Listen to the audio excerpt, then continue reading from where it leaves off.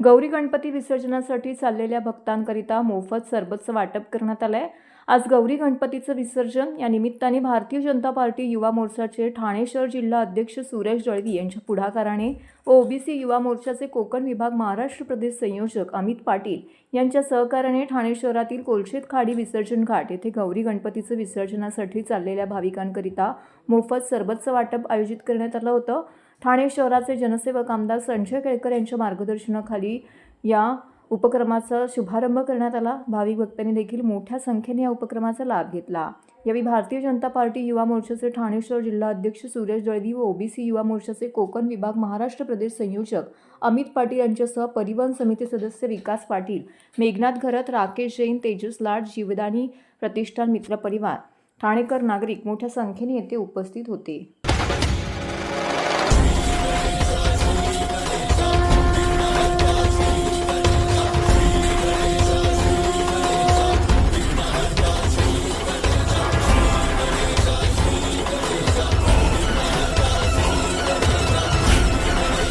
Bharatiya Janata party Thane शहरातर्फे Manpada, मनोरमानगर, Azad Nagar येथील सर्व गणेश भक्तांसाठी आज जे ढोल ताशासहित नाचत गाजत जे गणपती विसर्जनाला जाणार आहेत त्या सर्व नागरिकांना एक छोटासा उपक्रम म्हणून भारतीय जनता पार्टीतर्फे आज आमदार साहेबांच्या नेतृत्वात आम्ही एक सरबत वाटपाचा कार्यक्रम ठेवला आहे। पण हे सगळं करताना अजूनही मला पत्रकारांच्या बांधवातून ठाणे शहरातल्या गणेश भक्तांना आणि नागरिकांना सांगायला एक आतुरतेने माझं सकाळपासून एक मनातलं होतं की हे मी गणरायाला साखर घालतो की ह्या विधानसभेत येणाऱ्या विधानसभेत आमदार संजय केळकर साहेब जनसेवक आमदार आहेत, हे भरघोस मतांनी निवडून हवे हे गणरायाला मी साखर घालतो। गणपती बाप्पा। आज गौरी गणपतीच्या विसर्जनाची फार मोठी गर्दी या कोलशेत घाटावर असते आणि त्यामुळे सालाबादप्रमाणे भारतीय युवा मोर्चाने या ठिकाणी सरबत वाटप ठेवलं आहे। कारण की इतक्या मोठ्या प्रमाणामध्ये इथनं मिरवणुकीने लोक जातात आणि त्यांची ताण भागायला म्हणून ही सेवा या ठिकाणी उभी केली आहे, ज्याच्यामध्ये भारतीय जनता युवा मोर्चाचे अध्यक्ष सुरेश दळवी, अमित पाटील, आमचे घरत, या लोधा अमाराचे राकेश जैन अशी सगळी मंडळी ही या ठिकाणी रात्री 11 वाजेपर्यंत हे सरबतचं वाटप करणार आहे। नागरिकांना मी गणेशोत्सवाच्या शुभेच्छा देईन। गणेशोत्सव हा आपला पर्यावरणपूर्वक असला पाहिजे। गणेशोत्सव जो आहे तो आनंदाने, एकजुटीने, एकत्रितपणे साजरा केला पाहिजे आणि योग्य योजनेबद्ध, नियोजनबद्ध शिस्तीमध्ये मग मिरवणूक असो किंवा गणेश उत्सवाचा उत्सव असो हा त्या पद्धतीने केला पाहिजे की जेणेकरून सर्वांना त्याचा आनंद लुटता येईल। प्रचंड आवाजामध्ये करून देखील लोकांना त्याचा त्रास होतो आणि त्याच्यामुळे त्या भागामधल्या सर्वांनी मिळून या गणेशोत्सव साजरा करावा। मी विघ्नहर्त्याला साकडं घालेन, प्रार्थना करेन की या शहराची आणि आमच्या या महाराष्ट्राची उन्नती हो, भरभराट हो। पाऊस देखील पडलेला आहे, शेतकऱ्यांना, बळीराजाला देखील हे वर्ष जे आहे ते सुखाचं जावं, चांगलं त्या ठिकाणी पीक पाणी येऊ आणि सर्व जनांना या ठिकाणी सुखसमृद्धी मिळो। महाराष्ट्रातील भगिनींना आधार देणारी राज्य शासनाची मुख्यमंत्री माझी लाडकी बहीण योजना। या योजनेअंतर्गत अल्प उत्पन्न गटातील 21 ते 65 वयोगटाच्या भगिनींना मिळणार दरमहा 1500 रुपयांची मदत। अर्ज करण्यासाठी 31 ऑगस्ट 2024 पर्यंत मुदतवाढ। कुटुंबाचं वार्षिक उत्पन्न 2.5 लाख रुपयांपेक्षा कमी असलेल्या महिला पात्र। कुटुंबाकडे पिवळं किंवा केशरी रेशन कार्ड असल्यास उत्पन्नाचा दाखला आवश्यक नाही। पांढरं रेशन कार्ड असेल किंवा रेशन कार्ड नसेल तर कुटुंबाचं वार्षिक उत्पन्न 2.5 लाखांपेक्षा कमी असल्याचा दाखला आवश्यक। योजनेसाठीचा ऑनलाईन अर्ज नारी शक्ती दूत ॲपवरून किंवा पोर्टलवर भरता येईल। ज्या भगिनींना ऑनलाईन अर्ज भरता येत नसेल त्यांच्यासाठी अंगणवाडी, ग्रामपंचायत, वॉर्ड ऑफिस, सेतू सुविधा केंद्रामध्ये किंवा आशाताई बचत गटाच्या CRP यांची मदत उपलब्ध। आता आपल्याला अभिमानाने म्हणता येईल, सुखी आणि सुरक्षित आहे माझी लाडकी बहीण।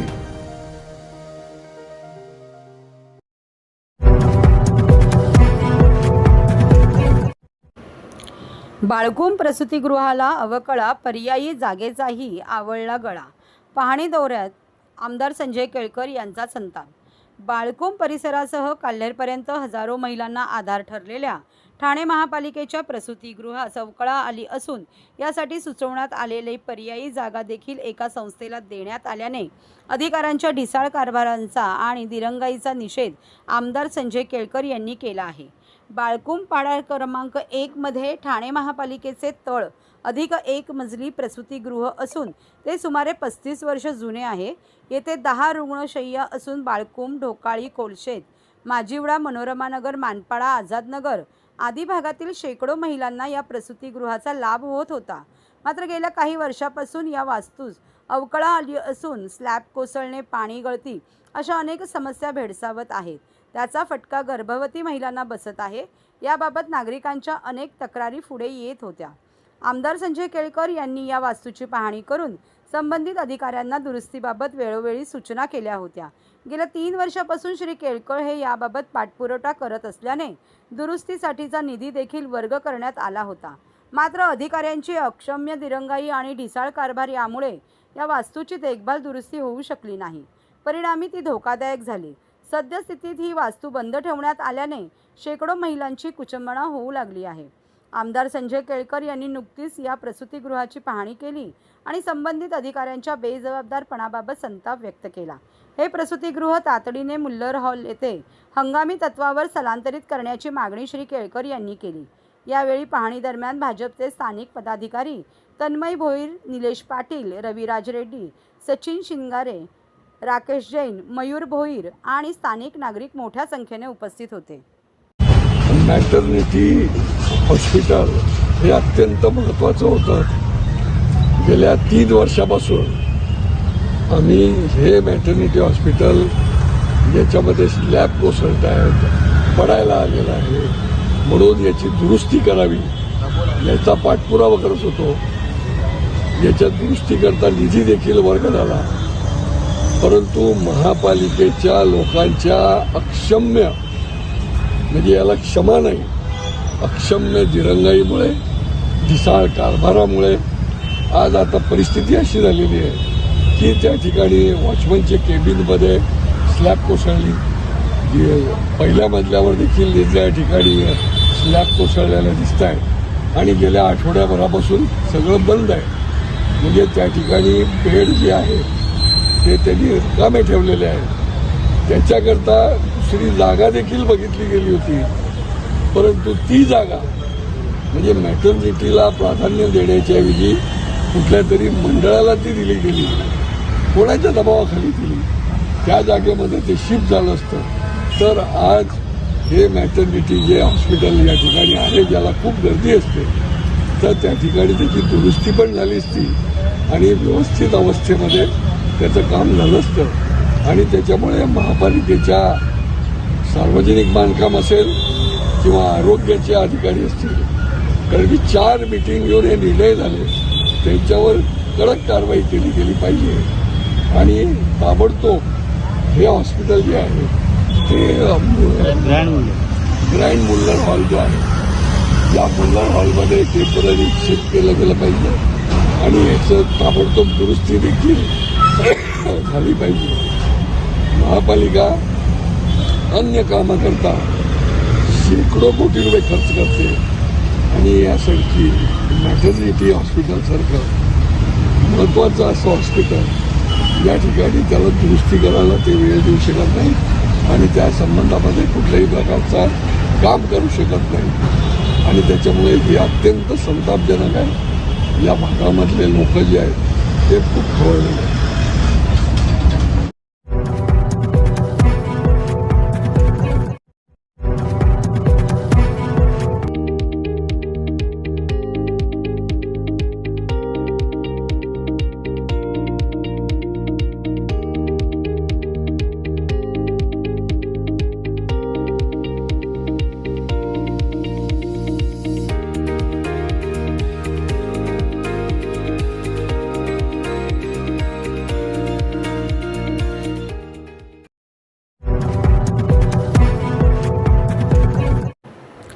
भाजपा युवा मोर्चासह हिंदू संघटनांकडून तीव्र निषेध आंदोलन.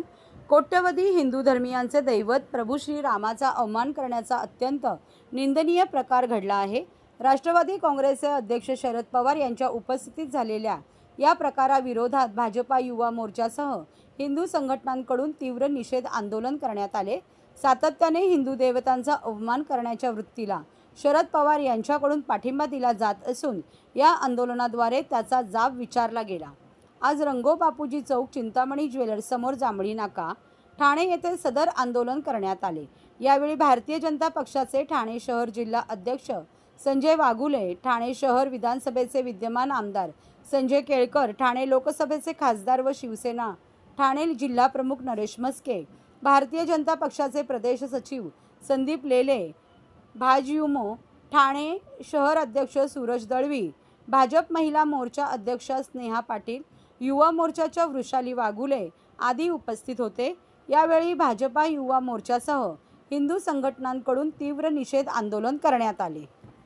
निंदा केली ज्ञानेश्वर महाराजांची, की रेड्यांना बोलवलं, माणसांना बोलवलं नाही. हा तीच बाई ह्या वर्षी वारीत नाचत होती. ज्ञानेश महाराज सारखा पाखंडी माणूस प्रभू श्री रामचंद्र यांच्याबद्दल स्वामी समर्थांसंदर्भात अतिशय चुकीच्या पद्धतीने वक्तव्य करतो. त्यांना त्यांची लायकी, त्यांची पात्रता, त्यांची योग्यता, आपले जे जोडे आहेत ते शेणात बुडवून त्यांच्या थोबाडावरती मारण्यासारखी त्यांची योग्यता आहे. आणि सर्व होत असताना दस्तूर खुद्द शरद पवार, छत्रपती शाहू महाराज त्या ठिकाणी उपस्थित होते. ते शरद पवार, त्यांचा दुतोंडी चेहरा आहे तो लोकांसमोर आलेला आहे. एकीकडे निवडणुका आल्यानंतर लालबागच्या राजाचं दर्शन घ्यायचं, इतक्या वर्षात पहिल्यांदा लालबागच्या राजाचं दर्शन मतांकरता, हिंदू लोकांच्या मतांकरता, हिंदू नागरिक घेण्याकरता आले. परंतु जे अमितभाई शाह गेले 11 वर्ष लालबागच्या राजाचे दर्शन घ्यायला येतात, त्यांच्यावर टीका करायची आणि दुसरीकडे शरद पवारांचा जो खरा चेहरा आहे, स्वतःला पुरोगामी समजतात, त्यांच्या समक्ष ते बसलेले असताना ज्ञानेश महाराज हिंदू देवदेवतांसंदर्भात अतिशय चुकीची निषेधात्मक घाणेरडी वक्तव्य करतो आणि शरद पवार ते ऐकून घेत असतात. यावरून त्यांचा दुतोंडी चेहरा समोर आलेला आहे. मला त्यांच्या आघाडीतील उद्धव ठाकरे यांना एक प्रश्न विचारायचा, एक सवाल उपस्थित मी करतो. ज्या हिंदू हृदय सम्राट शिवसेना प्रमुख माननीय बाळासाहेब ठाकरे यांनी प्रभू रामचंद्रांबद्दल त्यांना आदर होता, त्यांचं मंदिर व्हावं ही त्यांची प्रामाणिकपणे इच्छा होती. त्या हिंदू हृदय सम्राट शिवसेना प्रमुख माननीय बाळासाहेब ठाकरे यांना तुम्ही रक्ताचे वारस समजता. तुम्ही हिंदू हृदय सम्राट शिवसेना प्रमुख बाळासाहेब ठाकरे यांच्या वचनांशी, त्यांच्या तत्वांशी कटिबद्ध आहात का? तुम्ही सहमत आहात का ज्ञानेश महाराज यांच्या वक्तव्याशी? आणि शरद पवार उपस्थित असताना ही वक्तव्य केलेली आहेत. मग आपण शरद पवार आणि ज्ञानेश महाराज यांचा निषेध का केला नाही, हा प्रश्न मी उद्धव ठाकरे यांच्याकडे उपस्थित करतो. केवळ निवडणुकींपुरता अशा पद्धतीचे एका धर्मियांना, विशिष्ट समाजाला निवडणुकींच्या मतांकरता आपल्याकडे ओढण्याकरता अशा पद्धतीचा एक प्लॅन करून वक्तव्य केली जातात. हिंदू समाजाला माझं आव्हान आहे, हिंदू नागरिकांना आव्हान आहे, आपल्या देवदेवतांचा अपमान आपण सहन करणार आहात का? हा प्रश्न मी हिंदू नागरिकांना सुद्धा विचारतोय. ही वेळ आलेली आहे यांना त्यांची जागा दाखवून देण्याची, आणि आपण सगळ्यांनी एक होऊया आणि आपल्या देवदेवतांवर होणारा अपमानाचा बदला आपण. खरं म्हणजे काही गोष्टी ज्या आहेत याच्यामध्ये अजेंडा पण असता कामा नये, राजकारण पण असता कामा नये. हिंदू देवदेवता, आमचे राष्ट्रपुरुष, याच्या सगळ्या पलीकडे या सगळ्या आपल्या भक्तीची आणि श्रद्धेची स्थान आहे. आणि एक माणूस व्यासपीठावरनं प्रभू रामचंद्र समर्थ सगळ्यांचीच शाब्दिक विटंबना करतो आणि उघड्या डोळ्यांनी ही माणसं बघत बसतात. ते काय चाललं काय? हिंदू धर्म सोशिक आहे याचा अर्थ असा नाहीये. कोणी देशाच्या बाहेर जाऊन देशविरोधी बोलतो, देशातलं चांगलं जे आहे ते बाहेर बोलायला पाहिजे, ते सोडून म्हणजे सगळीकडे निवडणूक, नरेटिव्ह, अजेंडा हा धंदा सोडा आता. हिंदू धर्म जागृत आहे आणि सकल हिंदू जर उठला आणि रस्त्यावर उतरला तर तुमची पलटाभुई थोडी होऊन जाईल. आणि त्याच्यामुळे त्यांनी माफी मागायला पाहिजे समाजाची. आणि पुन्हा कधीही प्रभू रामचंद्र जे अयोध्येला पण गेले नाहीत, जे रायगडावर सुद्धा 40-40 वर्षानंतर गेले, यांनी तर खरं रोज जाऊन माती लावायला पाहिजे कपाळावर. छत्रपती शिवाजी महाराजांच्या रायगडावर जाऊन ती माती कपाळाला लावायला पाहिजे दरवेळेला. दोन्हीकडे गेले नाहीत, परंतु या ठिकाणी मात्र आवर्जून उभे राहून त्या ठिकाणी त्या सभेमध्ये ऐकत बसतात. हिंदू समाज आता याच्या पुढे हेच सहन करणार. काही विशिष्ट मतांसाठी हे राजकारण चाललं असं वाटतं? नाही, यांचं राजकारण मतांसाठीच आहे आणि त्याच्यामध्ये हिंदू देवता, राष्ट्रपुरुष यांचं त्यांना काही घेणं देणं नाही आहे. ही आमची श्रद्धास्थान आहेत. 140 कोटी लोकांचे हे श्रद्धास्थान आहे आणि त्यांचा तुम्ही अपमान करताय हे तुम्ही विसरतायत. लोक तुम्हाला सोडणार नाही.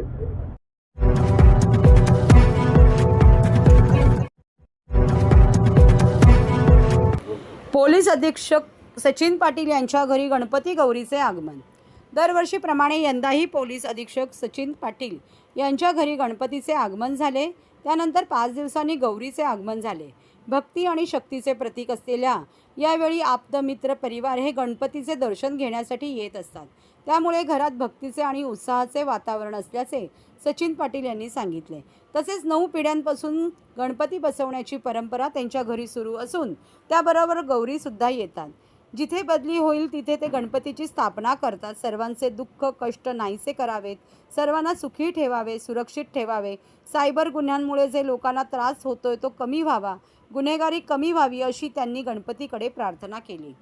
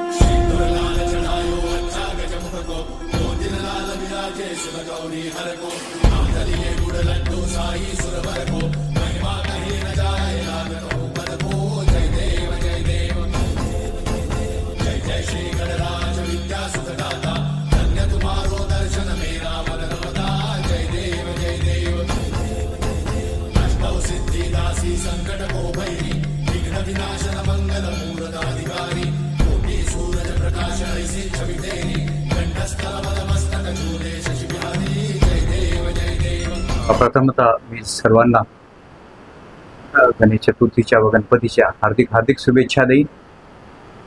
जसा प्रकारे गणपती हा विघ्नहर्ता मानला जातो, त्यामुळे तुमच्या सर्वांच्या आयुष्यातले दुःख कष्ट सर्व विघ्न जे आहे ते याच्या कृपेने नाहीसे व्हावे एक सदिच्छा देईन. आता आमच्या घरी गणपती जो आहे ते आता ही 9वी पिढी आहे जी बसवते गौरी आणि गणपती.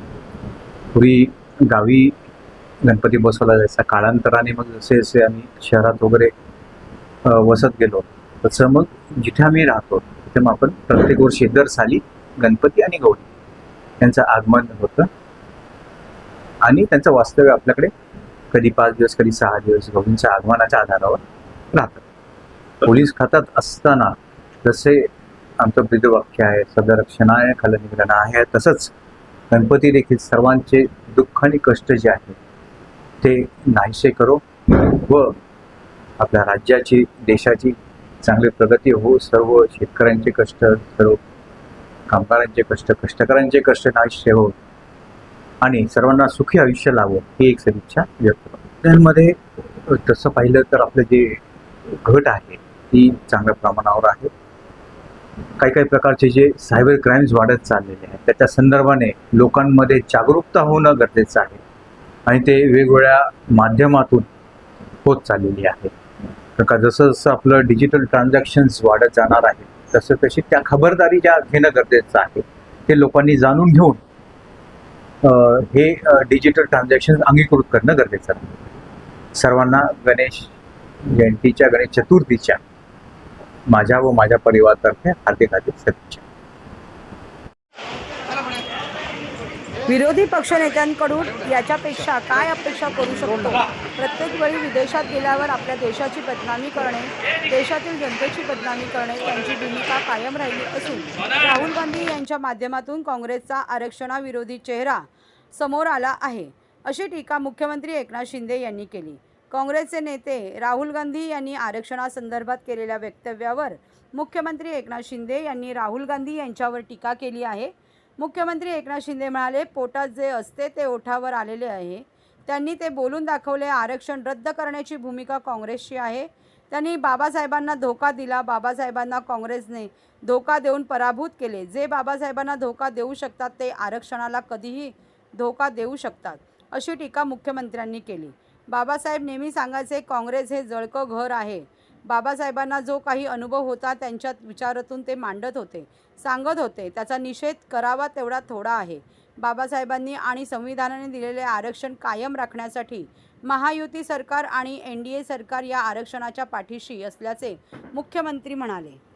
एकीकडे देशभक्तीची बात करतायत आणि दुसरीकडे देशविरोधी, देशाचा अपमान करणारं वक्तव्य राहुल गांधी यांनी केलंय, म्हणून मी त्यांचा निषेध. संविधान विरोधी कोण आहे? वरून मोठा गदारोळ झालेला पाहायला मिळाला विरोधकांकडून, मात्र आता तेच वक्तव्य करतात आम्ही आरक्षण संपवू. खरं म्हणजे विरोधी पक्षनेत्यांकडून याच्यापेक्षा काय अपेक्षा करू शकतो? कारण प्रत्येक वेळेला विदेशात गेल्यानंतर आपल्या देशाची बदनामी करणं, देशातल्या जनतेची बदनामी करणे हा त्यांची एक भूमिका कायम राहिलेली आहे. आणि आरक्षण रद्द करणार, खरं म्हणजे आरक्षण विरोधी चेहरा हा काँग्रेसचा आज समोर आलेला आहे. पोटातमध्ये जे असतं ते ओठामध्ये येतं आणि ते त्यांनी बोलून दाखवलं आहे की आरक्षण रद्द करण्याची भूमिका काँग्रेसची आहे म्हणून. खरं म्हणजे त्यांनी बाबासाहेबांना धोका दिला. बाबासाहेबांना काँग्रेसने दोनदा धोका देऊन पराभूत केलं आणि जे बाबासाहेबांना धोका देऊ शकतात ते आरक्षणाला कधीही धोका देऊ शकतात. त्यामुळे बाबासाहेब नेहमी सांगायचे, काँग्रेस हे जळकं घर आहे आणि म्हणूनच बाबासाहेबांना जे काही अनुभव आलेला तो त्याच्यातून ते बाबासाहेब आपलं विचार सांगत होते, मांडत होते आणि म्हणून खऱ्या अर्थाने याचा निषेध करावा तेवढा थोडा आहे. बाबासाहेबांनी आणि संविधानाने दिलेलं जे आरक्षण आहे हे आरक्षण कायम राखण्यासाठी महायुती सरकार, NDA सरकार, पूर्णपणे केंद्र सरकार, राज्य सरकार या आरक्षणाच्या पाठीशी आहे. आरक्षण रद्द करण्याची हिंमत कोणी करेल त्याच्या विरोधामध्ये केंद्र आणि राज्य सरकार उभं राहील. खरं म्हणजे आता ज्यांना आरक्षण मिळालं आहे त्यांना खरा चेहरा काँग्रेसचा कळला असेल की लोकसभेमध्ये याच लोकांनी फेक नरेटिव्ह पसरवून संविधान बदलणार, त्याच बाबासाहेबांच्या संविधानाने दिलेलं आरक्षण रद्द करणार हे जेव्हा या लोकसभेच्या निवडणुकीनंतर बोलतायत, याचा अर्थ काँग्रेसचा आरक्षण विरोधी खरा चेहरा आज जनतेसमोर आलेला आहे आणि म्हणून याचा निषेध मी करतो, याची निंदा करतो आणि या आरक्षणाला जे कोणी हात लावतील त्यांच्या विरोधामध्ये केंद्र आणि राज्य सरकार उभा ठाकेल.